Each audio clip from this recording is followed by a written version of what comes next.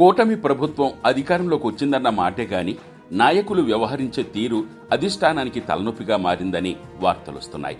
నాయకుల వ్యవహార శైలి మార్చుకోవాలని అధిష్టానం నుండి ఎన్ని హెచ్చరికలు వచ్చినా నేతలు మాత్రం లెక్క చేయటం లేదని తెలుస్తోంది.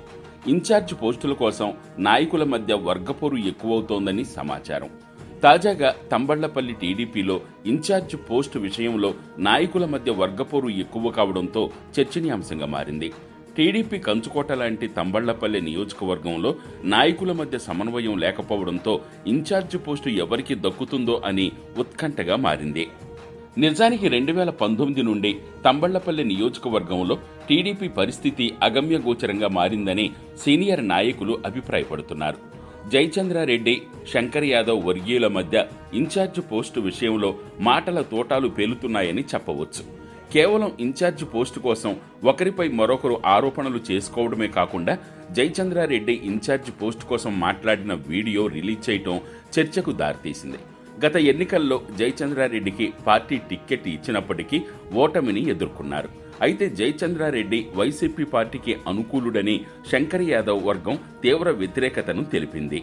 దీంతో గత ఎన్నికల నుండి జయచంద్రారెడ్డి, శంకర్ యాదవ్ వర్గాల మధ్య రచ్చ కొనసాగుతూనే ఉంది. శంకర్ యాదవ్ వైసీపీ పార్టీతో చేతులు కలిపారని, అందువల్ల అతడికి ఇన్ఛార్జ్ పోస్టు దక్కకుండా చూడాలంటూ అనుచరులకు తెలియజేస్తూ జయచంద్రారెడ్డి వీడియో రిలీజ్ చేయడం జరిగింది. దీంతో ఇన్ఛార్జ్ పోస్టు కోసం ఇరు వర్గాలు కొట్లాడుకుంటూ నియోజకవర్గ బాధ్యతలను పట్టించుకోవడం మానేశారంటూ విమర్శలు వస్తున్నాయి. అంతేకాకుండా జయచంద్రారెడ్డి వైసీపీ నాయకులకు సపోర్టుగా నిలుస్తున్నారని శంకర్ యాదవ్ ఆరోపణలు చేశారు. ఈ నేపథ్యంలో భాగంగా పలు సమావేశాల్లో ఇరు వర్గాల మధ్య గొడవలు జరుగుతూనే ఉన్నాయి. తాజాగా జయచంద్రారెడ్డిపై మొలకల చెరువు నకిలీ మద్యం వ్యవహారంపై కేసు నమోదవడంతో అతన్ని అధిష్టానం సస్పెండ్ చేసినట్లు తెలుస్తోంది. ఇలాంటి పరిస్థితుల్లో శంకర్ యాదవ్కి ఇన్ఛార్జ్ పోస్టు దక్కుతుందని, ఆ పోస్టు కోసం భారీగా ప్రయత్నాలు చేస్తున్నట్లు సమాచారం.